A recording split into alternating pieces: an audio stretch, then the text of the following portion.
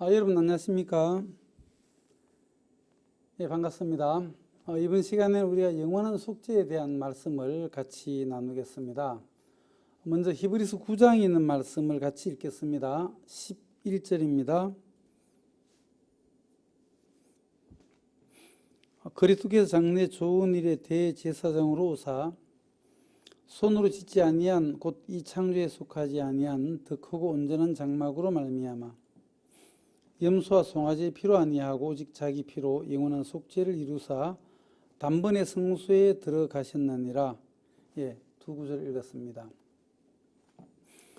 성경은 영원한 속죄에 대하여 아주 자세하게 나와 있습니다.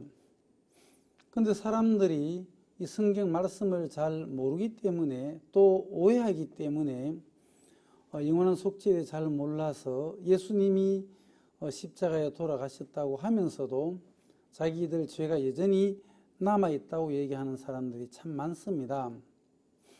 본래 우리는 죄인으로 출생을 했습니다.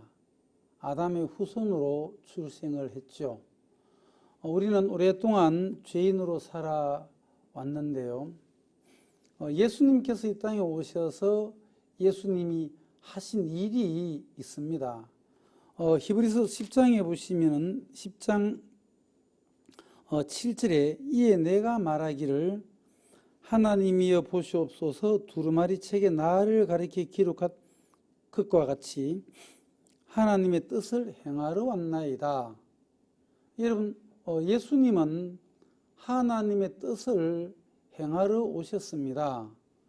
하나님 뜻을 행하러 오신 그 예수 그리스도는 하나님 뜻을 온전히 다 이루셨죠. 자, 우리는 오늘 이 영원한 속죄에 대한 말씀을 좀 나누려고 하는데요. 사도 바울이 전가한 복음을 우리는 확인해 보면 사도행 20장에서 하나님께 대한 회개와 우리 주 예수 그리스도께 대한 믿음을 증거하였노라 그랬습니다. 신앙은 그래서 회개와 믿음으로 되어진다고 하죠. 정말 그렇습니다. 신앙은 회개가 되어져야 하고 또 믿음을 가지는 거죠. 그러면 회개라는 것은 하나님께 대한 회개라고 했습니다. 그러면 하나님께로의 회개, 하나님의 말씀편으로의 회개죠. 사람들은 오랫동안 하나님 말씀과 하나님 편으로 넘어가기보다는 여전히 자기 편에 있어서 마치 모압처럼 이 그릇에서 저 그릇으로 옮기지 않음 같아서 또 냄새가 변치 아니하였도다 그랬습니다. 그래서 모압은 예로부터 평안하고 포로된 적이 없다고 했는데 이런 포로는 누가 됩니까? 전쟁할 때에 서로 간에 이렇게 전쟁을 해서 내가 저 상대방 적을 넘어뜨려 죽이지 않는다면 내가 죽는 법인데 전쟁에서는 서로 치열하게 전투를 하다가 이제 우리 편도 다 죽고 혼자 남았습니다. 총알도 없고 이제 수류탄도 없고 아무것도 없습니다. 상대방에는 수백 명이 몰려오고 있다면 죽는 것은 시간 문제겠죠. 나는 저항할 힘도 없고 무기도 없고 아무것도 없습니다. 상대방이 나를 죽이기 위해서 몰려오는데 더 이상 나는 가진 것이 없으니까 전쟁을 할 수가 없죠. 그때 이제 택할 수 있는 것은 항복입니다. 자기가 가지고 있는 무기를 다 버리고 무장을 해제하고 두 손을 들면서 항복이다. 내 목숨만 살려주세요 하고 이제 싸우려고 하는 그 전투 의지가 완전히 상실되고 이제 내가 죽었구나. 사망이 왔을 때에 살려달라고 항복을 하죠. 굴복을 하는 거죠. 항복이 이제 내가 싸워서 어쨌든 이겨보려고 하다가 더 이상 내가 이제 이길 수 없다라는 것이 왔을 때에는 이제 죽음이 왔을 때는 마음이 꺾여지고 굴복당하면서 항복을 하는 거죠. 지는 거죠. 무조건 항복을 하는 거죠. 자, 우리가 정말 하나님의 말씀 앞에서 인간의 생각이 항복되어져야만 되는 것입니다. 오랫동안 많은 사람들은 인간의 그 생각으로 하나님의 말씀을 비기려고 했고, 인간의 그 생각과 마음으로 하나님의 마음과 하나님의 말씀을 우리는 오랫동안 이겨먹고 살아온 거죠. 내 편에서 오랫동안 살아왔던 그 삶이 잘못된 것을 깨닫게 되면 하나님 편으로 옮겨지게 되는 거죠. 마치 이 야곱이 7년 흉년 때에 곡식이 다 떨어졌습니다. 그래서 자식들을 시켜서 애굽에 있는 요셉에게 가서 양식을 사가지고 오라고 했습니다. 그래서 자식들은 애굽에 가서 양식을 사가지고 다시 가나안에 돌아오죠. 사가지고 온 양식을 계속 먹다가 또 다 떨어지면 어떻게 하죠? 또 다시 보내죠. 다시 가서 사가지고 또 오는 것입니다. 그리고 또 먹고 양식이 다 떨어지면 또 가는 거죠. 이것이 야곱의 방법인 것입니다. 그런데 그 야곱의 방법으로는 그 엄청난 그 7년을 버틸 수가 없는 것입니다. 7년 동안 계속 그렇게 할 여력이 없는 거죠. 그러면 요셉의 방법은 어떠합니까? 자기 아버지 야곱이 쓰고 있는 그 방법으로는 가족들이 구원을 받을 수가 없다는 것을 분명히 알고 있는 거죠. 그 요셉은 모든 가족들이 그 가나안 땅에서 짐을 다 싸서 애굽으로 요셉 편으로 이사를 오는 겁니다. 요셉 편으로 건너오는 거죠. 그래야만 가족들이 구원을 받을 수 있다는 사실을 요셉은 알고 있기에 어쨌든 요셉은 모든 가족들을 이사시키려고 했다는 거죠. 결국에 요셉의 방법대로 야곱과 모든 그 가족들은 짐을 싸서 애굽 편으로 온전히 이사를 오게 된 거죠. 그것이 바로 회개라는 것입니다. 많은 사람들은 자기 편에 그대로 있으면서 하나님께 가서 뭔가 동냥하는 식으로 뭔가 얻어서 자기 편으로 오고 또 부족하면 가서 얻어서 오고 하는 그런 신앙을 얼마나 오랫동안 하고 있습니까? 야곱이 모든 짐을 싸서 애굽으로 이사를 간 것처럼 이제 우리의 삶과 또 우리의 수단과 방법을 다 내려놓고 온전히 예수님 편으로 또 하나님 편으로 말씀 편으로 우리가 넘어가는 것이 바로 회개인 것입니다. 하나님 편으로 이사를 가면 하나님이 준비한 모든 것을 우리는 누릴 수가 있다는 거죠. 자, 우리가 이제 죄사함 받는 부분, 속죄제사에 대해서 우리가 먼저 알아보겠습니다. 레위기 4장을 보시겠습니다. 레위기 4장 27절입니다. 만일 평민의 하나가 여호와의 금령 중 하나라도 부지 중에 범하여 허물이 있었다가 그 범한 죄에 깨우침을 받거든 그는 흠 없는 암염소를 끌고 와서 그 범한 죄를 인하여 그것을 예물로 삼아 그 속죄죄의 희생의머리에 안수하고 그 희생을 번제소에서 잡을 것이요 제사장 손가락 그 피를 찍어 번제단 뿔에 바르고 그 피 전부를 담 밑에 쏟고 그 모든 기름을 화목제 희생의 기름을 취한 것 같이 취하여 단 위에 불살라 여호와께 향기롭게 할지니 제사장이 그를 위해 속죄한 즉 그가 사함을 얻으리라. 하나님 이스라엘 백성들에게 성막을 줘서 이스라엘 백성들이 죄를 범할 때마다 성막에 가서 속죄 제사를 드리며 죄를 속함을 받는 그 속죄 방법을 가르쳐 주셨죠. 그리고 레위기 4장에서는 이 제사장이 죄를 범할 때에 어떻게 속죄를 받을 수 있는가, 그리고 회중이 죄를 지었을 때, 또 족장이 죄를 지었을 때, 조금 전에 읽었던 것처럼 핑민이 죄를 지었을 때 어떻게 죄를 사함 받는지에 대해서 자세히 레위기 4장은 기록하고 있는 것입니다. 여러분, 죄의 싹은 사망이요 그랬습니다.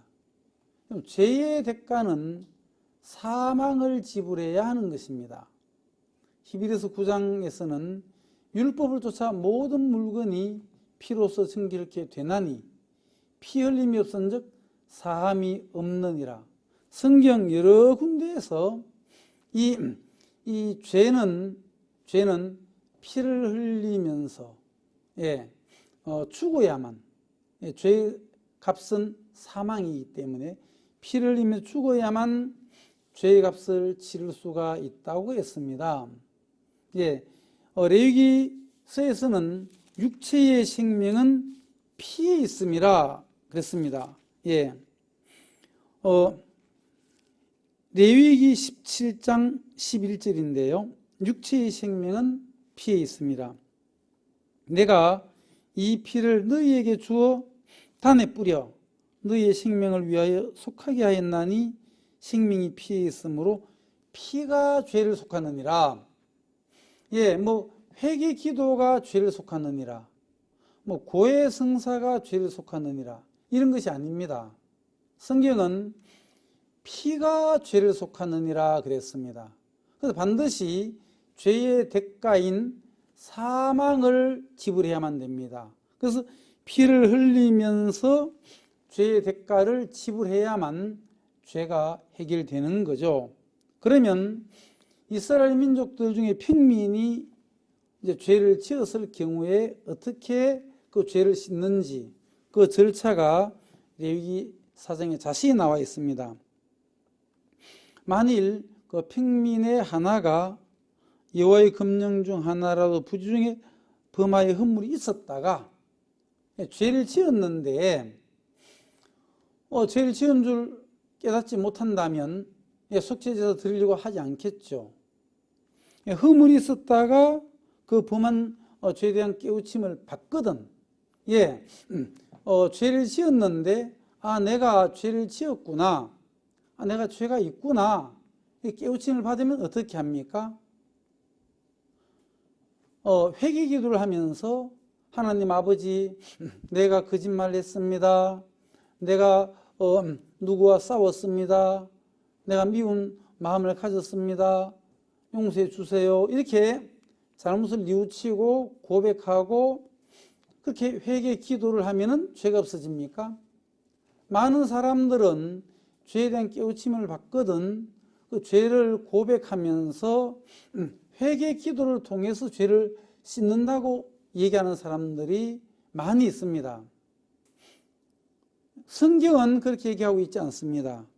죄에 대한 깨우침을 받거든 회개 기도하라 이렇게 되어 있지 않습니다. 죄에 대한 깨우침을 받거든 그는 흠없는 암염소를 끌고 와서 죄에 대한 깨우침을 받거든 흠이 없는 암염소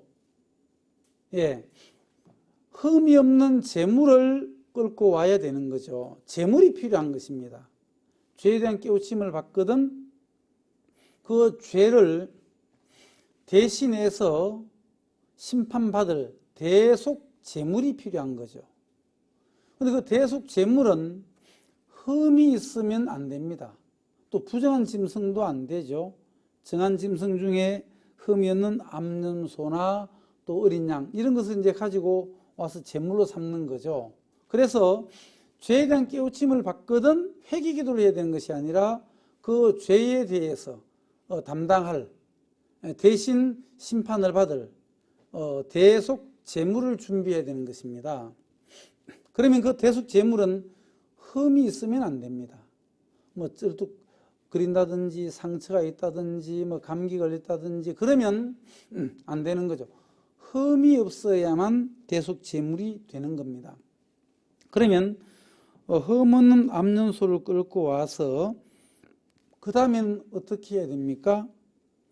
그 범한 죄를 인하여 그것을 이제 예물로 삼습니다. 제물로 삼아서 그 속죄 제물 희생의 머리에 안수하고 그랬습니다.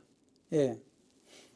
자, 그럼 그 죄인은 속죄 제물의 머리에 안수를 하는 겁니다. 그럼 이 안수의 의미는 어떤 의미가 있습니까? 이 안수한다는 것은 죄를 증가한다, 죄를 넘긴다, 죄를 덮어 씌우다, 뭐 죄를 책임지우다, 이런 의미가 있습니다. 그러면 이 평민의 그 죄를 속죄 제물의 머리에 넘기는 거죠. 자, 레위기 16장을 보시겠습니다. 21절에 보시면은 아론은 두 손으로 산 염소의 머리에 안수하여 이스라엘 자손의 모든 불의와 그 범한 모든 죄를 고하고 그 죄를 염소의 머리에 두어, 예, 안수를 통해서 죄가 제물의 그 머리로 넘어가는 거죠. 제물에게로 죄를 넘긴다라는 의미입니다. 그래서 4장 29절에 그 속죄제 희생의 머리에 안수하고 그 희생을 번제소에서 잡을 것이요. 이제 이 평민의 죄가 속죄 제물에게 넘어갔으니까, 예, 이제 누구에게 죄가 있느냐? 제물에게 죄가 있는 거죠. 그러면 죄의 삭은 사망이요 그랬습니다. 그래서 그 속죄 제물이 죽임을 당하는 것입니다. 이 평민이 죽임을 당하는 것이 아니면, 왜? 이 평민의 죄는 이미 이 제물에게 넘어갔기 때문에 이 제물이 죽임을 당하는 거죠. 번제소에서 잡을 것이요. 제사장은 손가락으로 그 피를 찍어 번제단 뿔에 바르고 그 피 전부를 단 밑에 쏟고, 제사장은 손가락으로 그 제물의 피를 제단 뿔에 바르고 또 단 밑에 쏟고, 두 군데죠. 단뿔에 바르고 또 땅에 쏟고. 이게 어떤 의미가 있습니까? 피가 제단뿔에도 발려지고 단 밑에도 쏟는다고 했습니다. 여러분, 우리가 레위기 17장을 같이 찾아보시겠습니다.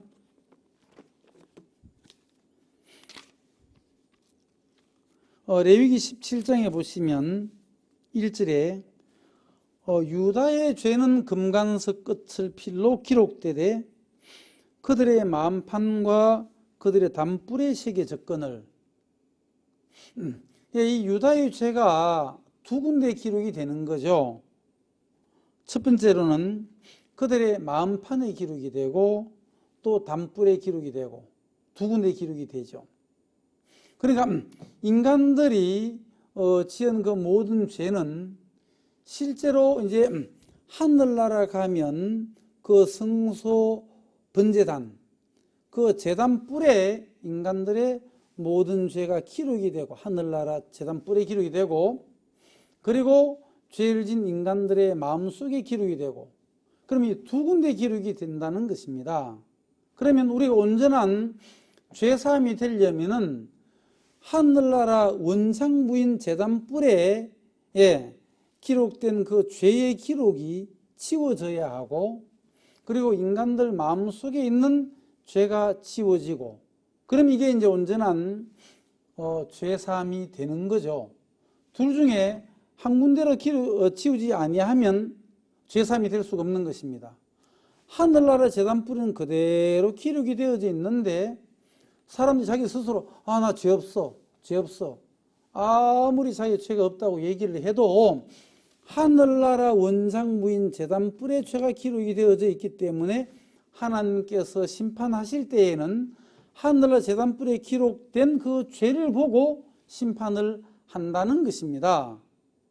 그래서 죄가 두 군데 기록되기 때문에 두 군데 다 지워져야만 죄사함이 된다는 거죠.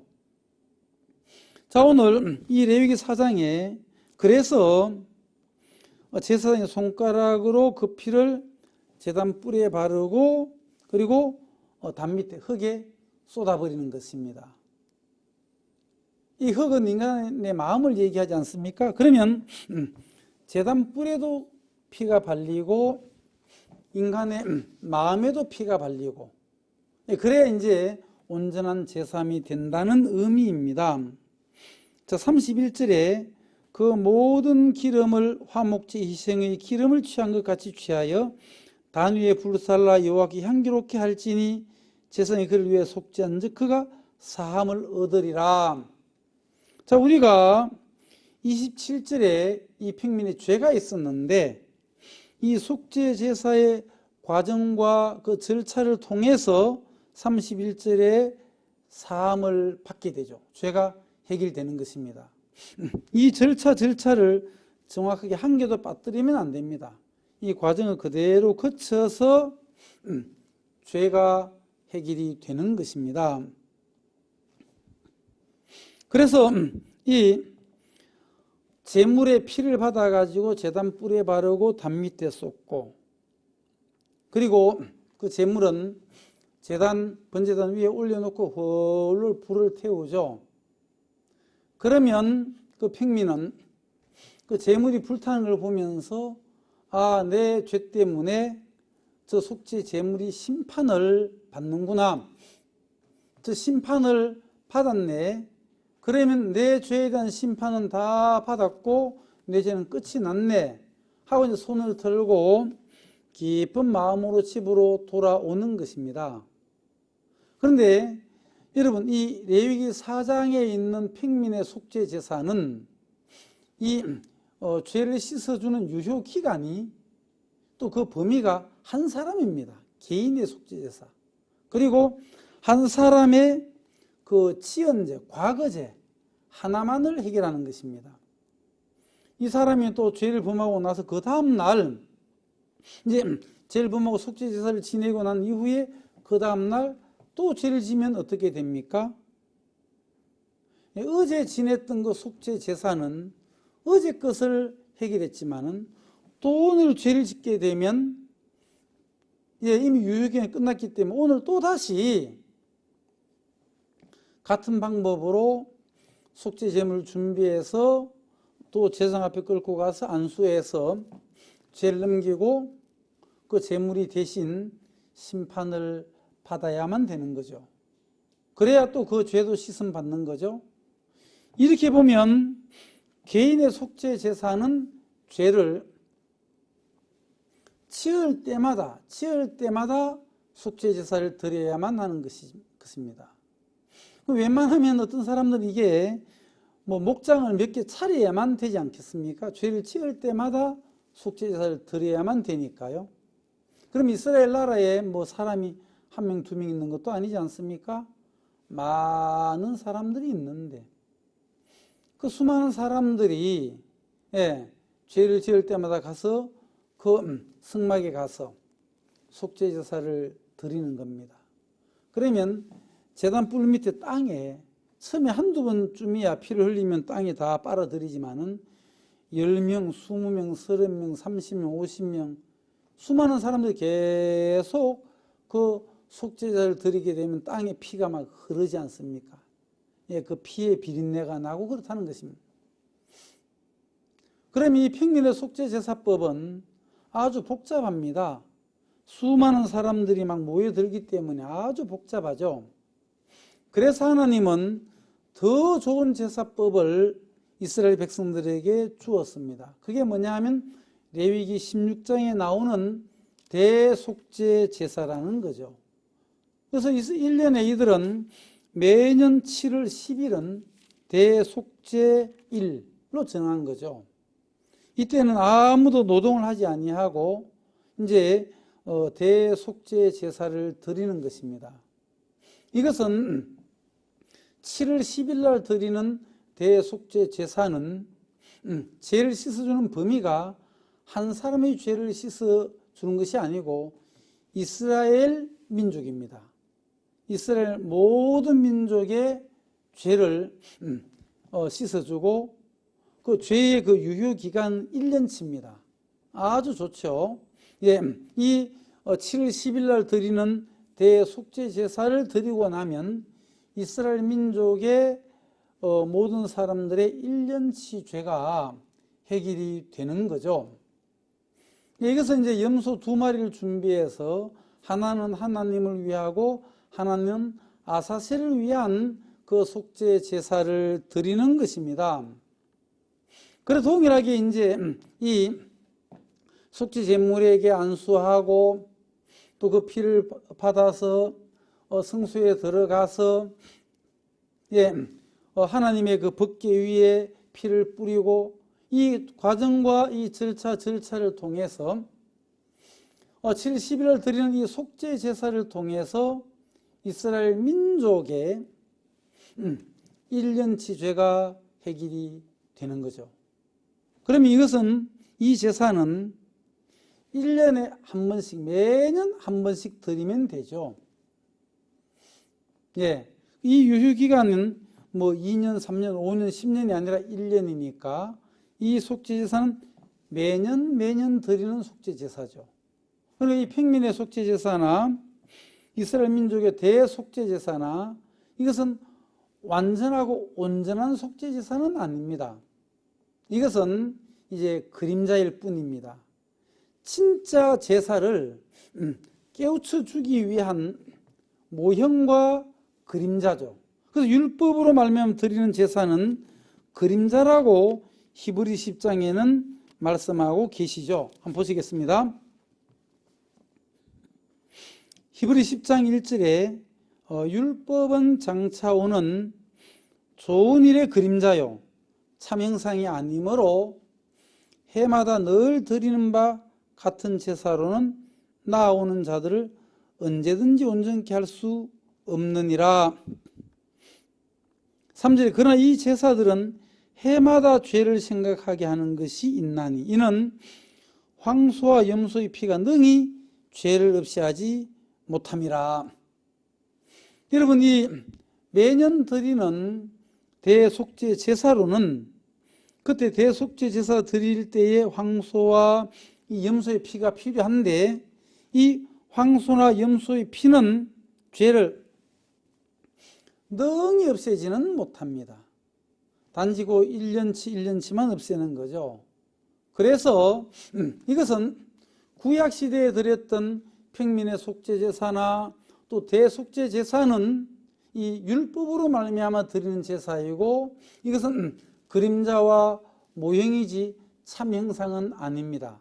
단지 이 그림자를 통해서 참 형상을 깨우쳐 주기 위함이죠. 그러면 참다운 제사는 무엇입니까?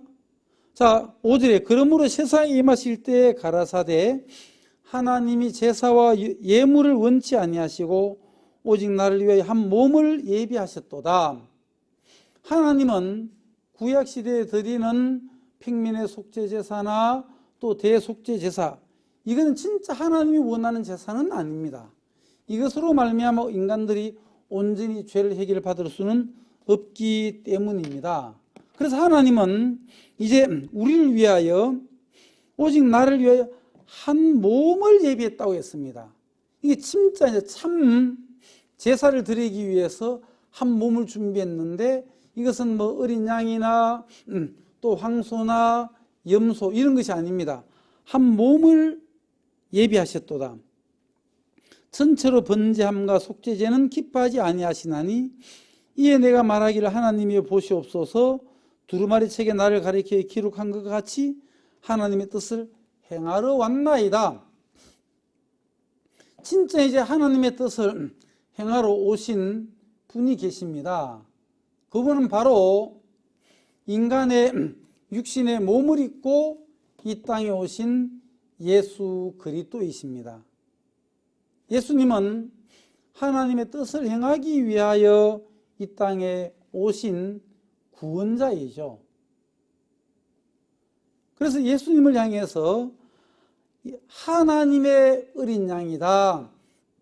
이 세상에 있는 그 어린 양들은 뭐 평민의 죄나 또 이스라엘 민족의 1년치 죄를 해결하는 데 쓰임받는 제물이지만 하나님의 어린 양은 이 세상의 속죄 제물이 아니고 이 세상에 있는 성막의 그 번제단에 제사를 드리는 제물이 아닙니다.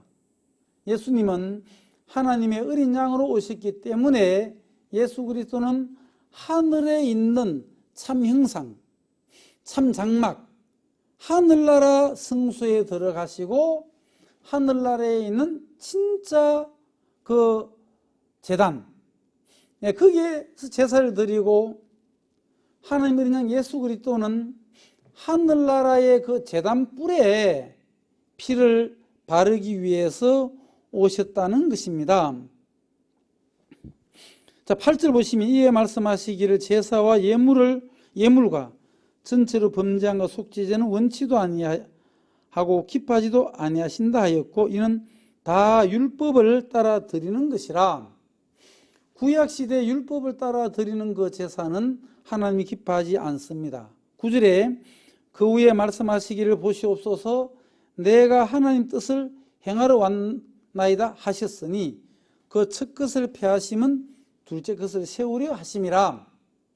첫 번째 율법을 따라 드리는 그 제사는 이제 폐하여 버리고 이제 둘째 것을 세우기 위해서 예수님은 오셨습니다. 이제 참 제사, 진짜 제사, 하늘나라에서 드리는 영원한 제사, 그 제사 이제 예수님으로 말미암아 드리는 이 둘째 것을 세우기 위하여 오셨습니다. 그러면 이 세상 모든 사람들은 이제 누구에게 주목을 해야 되느냐 하면 첫 번째 그 첫 번째 그 제사로는 우리 죄를 온전히 해결할 수가 없었지만 이제 하늘나라 장막에 들어가서 제사를 드리는 이 둘째 것 세우기 위해 오신 예수님, 이 예수님을 주목해야 하는 거죠. 10절에 이 뜻을 쫓아 예수 그리스도의 몸을 단번에 들이심으로 말미암아 우리가 거룩함을 얻었노라. 이건 우리가 죄를 사함받고 우리가 거룩해지는 것은 우리의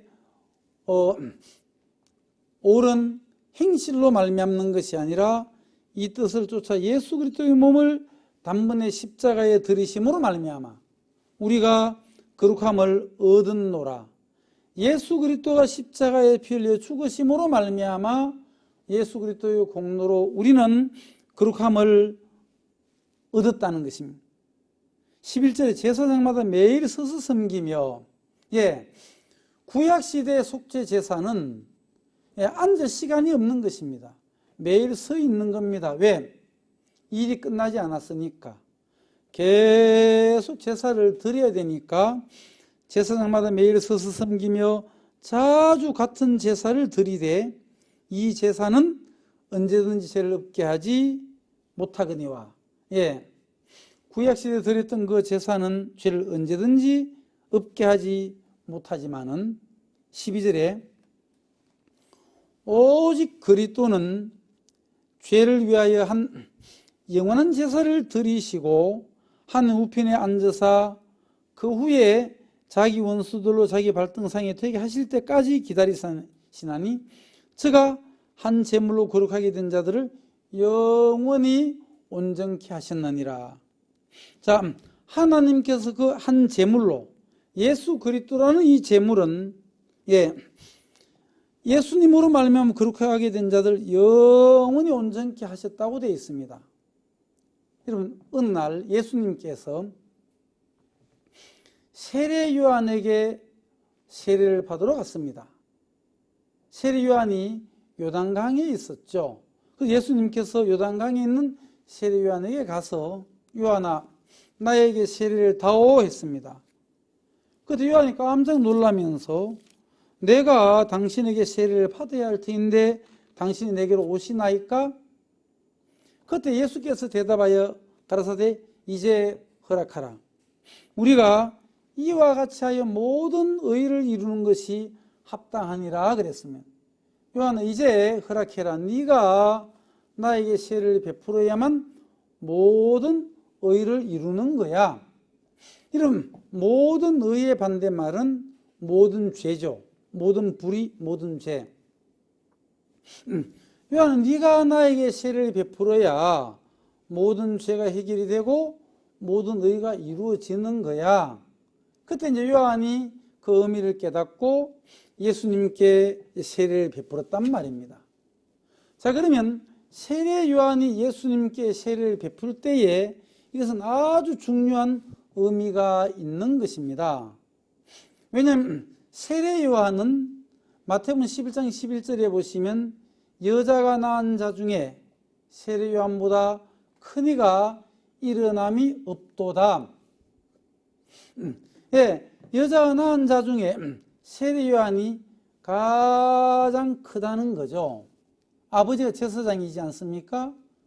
그럼 이제 세례 요한은 이제 제사장으로서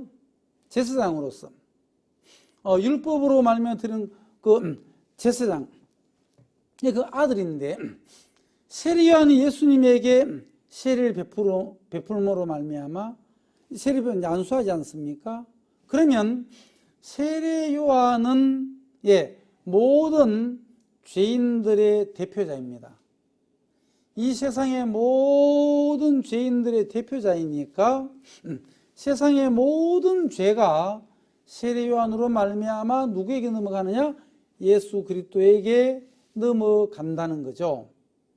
그러면 세례 요한이 예수님께 세례를 베풀었으니까 이제 세상 죄가 예수님께 넘어갔습니다. 세상 모든 사람들의 죄는 이제 예수님에게 넘어갔습니다. 세례를 베풀고 난 이후에 예수께서 세례를 받으시고 곧 물에서 올라오실 새 하늘이 열리고 하나님의 성령이 비둘기같이 내려 자기 위에 임하심을 보시더니 하늘이 열렸습니다. 예전에는 인간들이 죄를 범하고 난 이후에는 죄 때문에 하늘이 닫혀 있었습니다. 이제 이 모든 죄의 문제가 예수 그리스도에게로 넘어갔습니다. 하늘이 열리고 그랬습니다. 하나님의 성령이 비둘기같이 내려 자기 위에 임하심을 보시더니 하늘로서 소리가 있어 말씀하시되 이는 내 사랑하는 아들이요 내 기뻐하는 자라 하시니라. 이제 예수님께 세상의 모든 죄가 넘어갔습니다. 그리고 나서 이제 각자 예수님과 세례 요한은 각자 이제 흩어졌죠. 하룻밤 자고 나서 그 다음 날, 요한복음 1장을 보시면은요,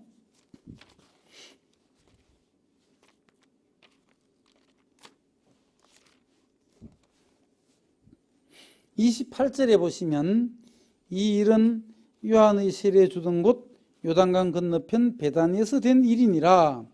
이튿날 요한이 예수께서 자기에게 나오심을 보고 가로되 보라 세상 죄를 지고 가는 하나님의 어린 양이로다. 이제 세례 요한은 아는 것입니다. 어제 예수님께서 세례 요한으로부터 세례를 받았기 때문에 요한은 세상의 모든 죄가 예수님께로 넘어갔다는 사실입니다. 그럼 이제 이 세상 모든 사람들은 죄 때문에 자기가 죄의심을 짊어지고 여기저기 다니면서 죄의 문제를 해결하기 위해서 수고하고 노력해야 되는 것이 아닙니다. 이제 이 세상 모든 사람들은 해야 될 일은 무엇입니까? 세례 요한이 얘기했습니다. 보라 세상 죄를 지고 가는 하나님의 어린 양이로다.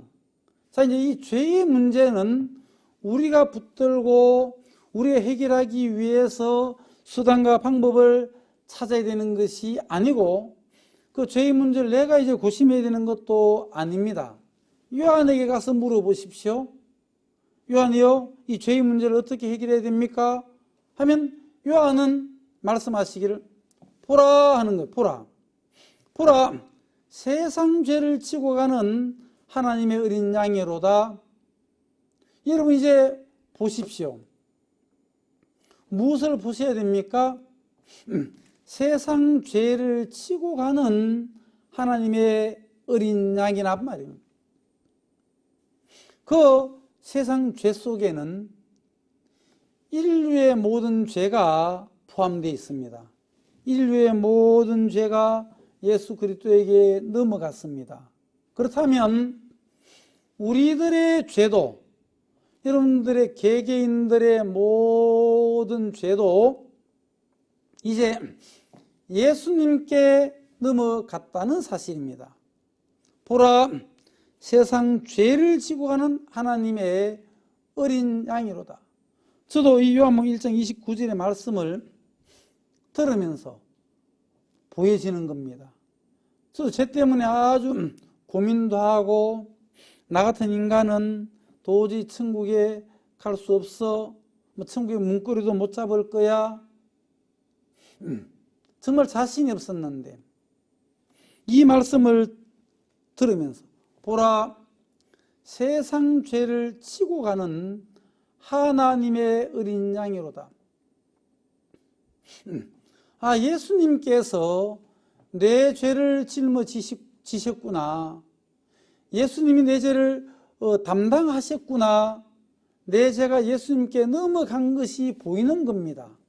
그렇다면 내 죄에 대한 모든 책임은 이제 내가 지고 있어야 되는 것이 아니라 예수님께 넘어갔다는 사실을 우리는 발견하는 것입니다.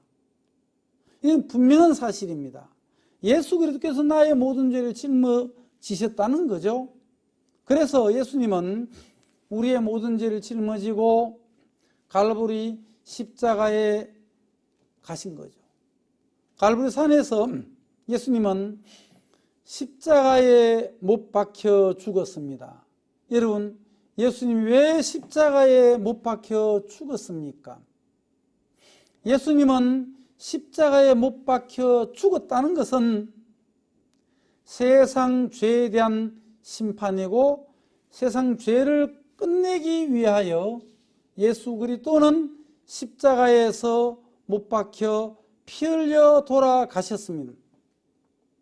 그러면서 예수님은 하신 마지막 말씀이 무엇이냐? 이게 아주 중요하기 때문에 성경 말씀을 같이 찾아보시겠습니다. 요한복음 19장입니다. 예수님의 마지막 말씀 30절, 요한복음 19장 30절, 예수께서 신 포도주를 받으신 후 가라사대 다 이루었다 하시고 머리를 숙이시고 영원히 돌아가시니라. 예수님께서 다 이루었다, 영어로 it is finished, 그것을 끝냈다. 여러분, 예수님께서 죄를 끝냈다고 얘기하고 있습니다. 다 이루었다. 자, 그러면 예수님께서 세상 죄를 다 이루셨으면, 다 끝냈다면 나의 죄는 끝났다는 사실입니다. 내가 더 이상 나의 죄 때문에 고민할 이유가 없는 것은 예수 그리스도가 나의 죄를 담당하셨고 감당하셨고 책임졌다는 것입니다. 이사야 성경을 보면 우리는 다 양 같아서 그릇 행하여, 잘못 행하여 각기 제 길로 갔거늘 여호와께서는 우리 무리의 죄악을 그에게 담당시키셨도다. 여러분, 우리는 양처럼 각기 제 길로 가고 정말 우리는 하나님 앞에 큰 죄를 지었던 인생들이지만 하나님은 우리의 죄에 대한 책임을 우리에게 묻지 아니하시고 우리의 모든 죄를 예수님께 담당시켜버렸습니다. 우리는 다 양 같아서 그릇 행하여 각기 제 길로 갔거늘 여호와께서는 우리 무리의 죄악을 예수님께 담당시키셨도다. 우리 죄를 담당하신 예수님께서는 우리 세상 죄를 짊어지고 십자가에서 죽으시면서 마지막 하신 말씀이 다 이루었다. 그것은 어떤 의미입니까? 내가 세상 죄를 다 해결했다. 세상 죄에 대한 심판은 이제 끝이 났다. 너희들이 받아야 될 심판을 내가 다 받았다. 아주 놀라운 이야기입니다. 다 이루었다. 5글자죠. 여러분 손가락 보시면 다 이루었다. 외우기도 아주 좋죠. 다 이루었다. 예수님께서 다 이루었다. 예, 여러분 같이 한번 해보십시오. 예, 다 이루었다. 예. 예수님이 뭘 이루었습니까? 세상 죄를 다 해결했다는 것입니다. 그래서 여러분들의 모든 죄도 예수님이 다 감당하셨다는 것입니다. 그렇다면 나의 죄에 대한 책임을 예수님이 다 지셨기 때문에 더 이상 내가 내 죄에 대하여 책임질 일이 없고 내가 내 죄에 대하여 고심할 이유도 없는 것은 예수님이 우리의 대속 제물이 되셔서 우리의 모든 죄를 책임지고 짊어지고 세상을 떠나셨습니다. 죄의 삭은 사망, 예수 그리스도의 죽음은 우리의 모든 죄를 끝냈다는 것입니다. 자, 그리고 예수님은 십자가에 돌아가시고 나서 장사 지냈죠. 그리고 3일 만에 부활하셨습니다. 자, 그럼 예수님은 이제 돌아가시고 나서 무엇을 하셨습니까? 당신의 피를 들고 하늘나라 그 성소에 들어가셨습니다. 히브리서 9장 11절 그리스도께서 장래 좋은 일의 대제사장으로 오사 손으로 짓지 아니한 곧 이 창조에 속하지 아니한 더 크고 온전한 장막으로 말미암아. 구약 시대 속죄 제사는 모세가 손으로 진 그 모형 승막이었습니다. 예수님은 이 땅의 승막에 들어가지 않았습니다.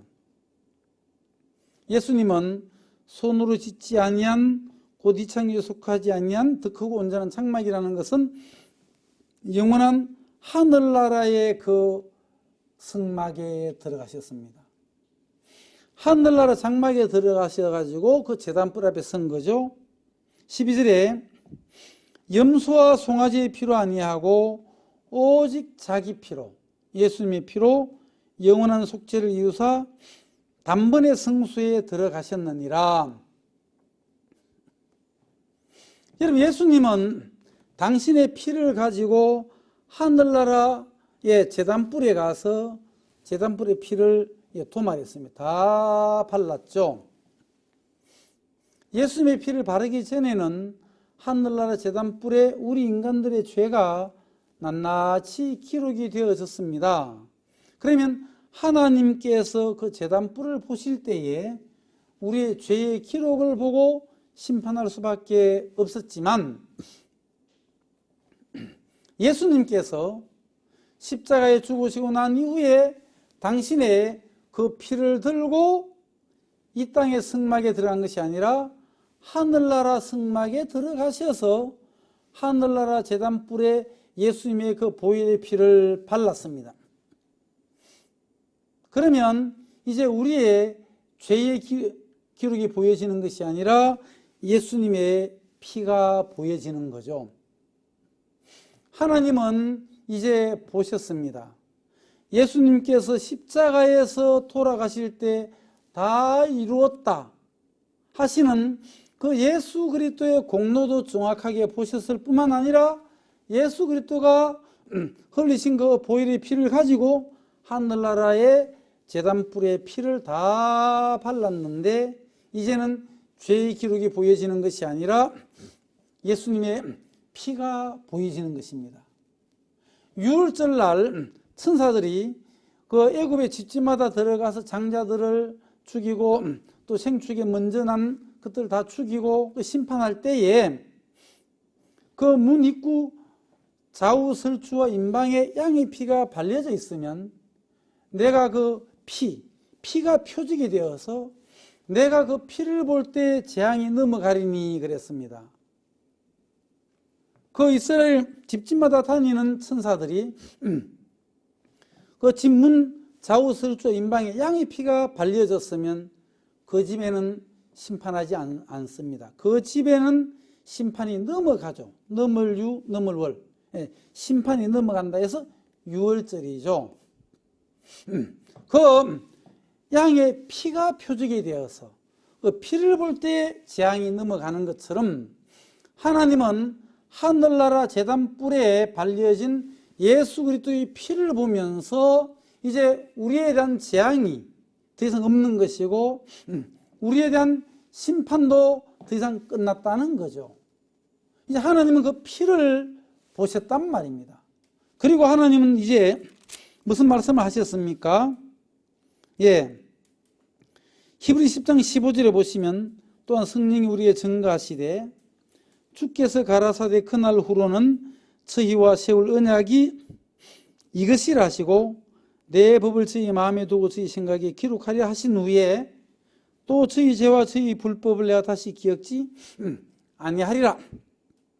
이제는 예수 그리스도가 십자가에서 피 흘려 죽으시고 그 피가 하늘나라 제단불에 딱 발려지고 난 이후에 이제 모든 죄에 대한 심판이 끝났고 그 증거로 피도 다 발려졌고 하나님은 그것을 보시고 난 이후에 저희 죄와 저희 불법을 내가 다시 기억지 아니하리라. 여러분, 죄가 있는데도 기억을 안 한다는 것이 아니라 이미 죄가 예수님의 피로 말미암아 다 끝이 났기 때문에 하나님은 저희 죄와 저희 불법을 내가 다시는 기억지 아니하리라. 예, 죄와 불법 이게 더하면 모든 죄가 되는 것입니다. 어떤 분들은 예수님께서 우리의 그 원죄만 가져갔고 또 우리 매일매일 짓는 죄는 우리가 씻어야 된다 이렇게 잘못 알고 계시는 분들이 많은데 예수님이 가지고 가신 죄는 우리의 그 원죄뿐만 아니라 우리가 태어나서 살 동안 짓는 모든 그 범죄들 또 그 모든 그 허물들 그 모든 그 불법들 그걸 다 더하면 모든 죄가 되는 거죠. 저희 죄와 저희 불법을 쉽게 말하면 모든 죄를 내가 다시 기억지 아니하리라. 그러면 죄가 있는데도 기억 안 한다는 것이 아니라 모든 죄가 해결되었기 때문에 하나님은 다시는 기억지 않습니다. 주일학교 찬송가에 보시면 어린아이 부른 찬송가 있지 않습니까? 다신 죄를 기억지 않네 영원히 죄를 용서하시고 멀리 옮기셨네 다시는 우리 죄를 기억지 않으시네 인자하신 하나님 다시는 죄를 기억지 않네 다신 기억지 않네. 여러분 얼마나 놀랍습니까?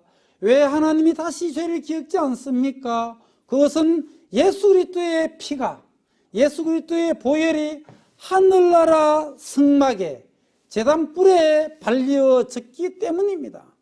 이제는 심판은 끝이 났습니다. 하늘나라 원장부에 기록된 우리의 모든 죄는 예수님의 피값으로 다 해결이 되고 다 끝이 났다는 것입니다. 그래서 하늘나라에는 이제 죄의 기록이 없고 하나님 다시는 하늘나라에서는 우리 죄를 기억지 않습니다. 하늘나라 그 어디를 가도 죄의 기록이 없습니다.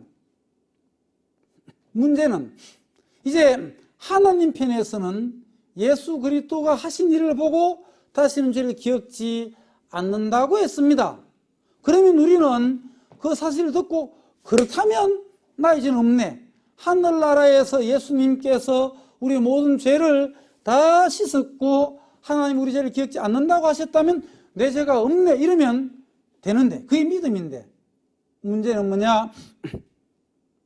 인간들 마음속에는 그러고 나는 죄가 있어. 난 죄를 많이 지었거든. 그래서 나는 또 앞으로 죄를 지을 거야. 나는 부족한 인간이야. 나는 더러운 인간이야. 자기의 연약함을 바라보고 자기의 허물을 바라보고 자기 지은 죄를 바라보는 게 죄가 있죠. 나를 바라보면 죄가 당연히 있죠. 왜? 우린 죄를 지었으니까. 또 아담으로부터 죄를 가지고 태어났으니까. 나를 바라보는데도 죄가 없다고 얘기할 수 있습니까? 나는 죄를 지었는데.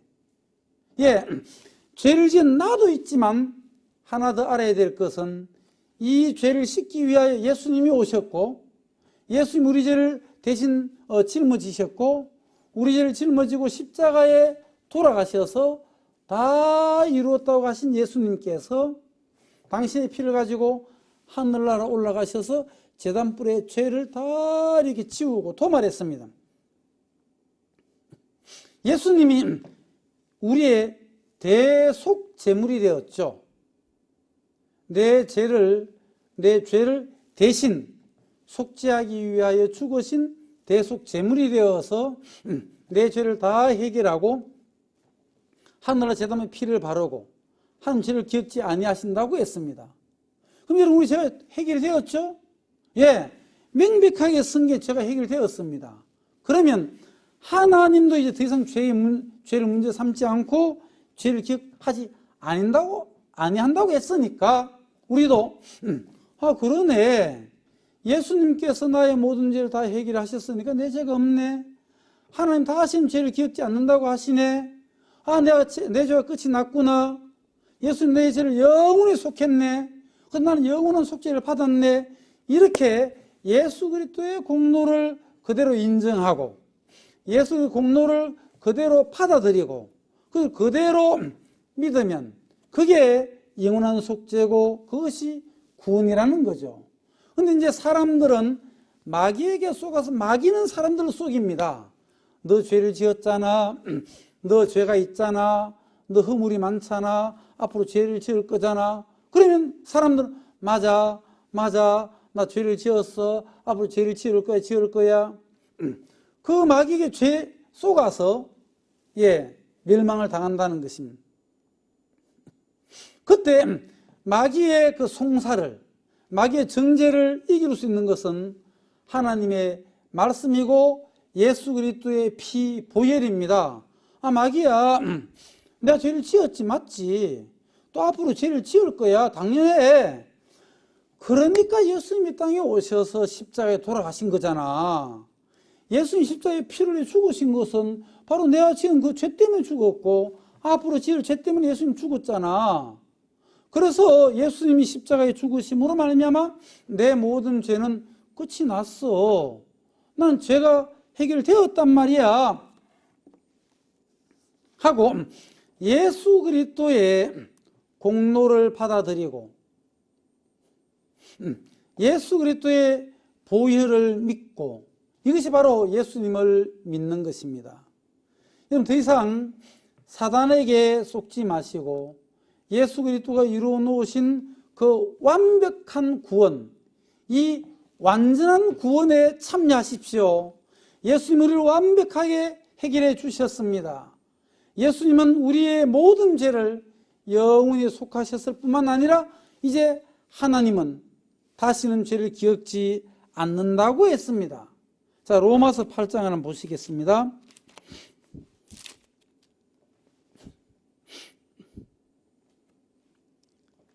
33절 누가 능히 하나님의 택하신 자들을 송사하려 어렵다 하시는 이는 하나님이시니 누가 정죄하리요 죽으실 뿐 아니라 다시 살아나신 이는 그래도 예수시니 그는 하나님 우편에 계신 자요 우리를 위하여 강구하시는 자시니라.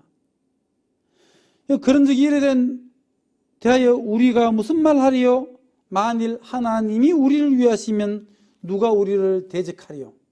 이제 하나님은 우리를 위하시는 분이십니다. 하나님은 내가 네게 복을 주기를 원하고 너를 지켜주기를 원하고 은혜 베풀기를 원하고 평강 주시기를 원하노라. 하나님의 원함의 세계는 우리에게 복을 주기를 원합니다. 우리에게 진정한 복은 바로 복의 구원은 예수 그리스도를 우리에게 주셨습니다. 하나님이 세상을 이처럼 사랑하사 독생자를 주셨으니 이는 저를 믿는 자마다 멸망치 않고 영생을 얻게 하려 하심이라고 했습니다.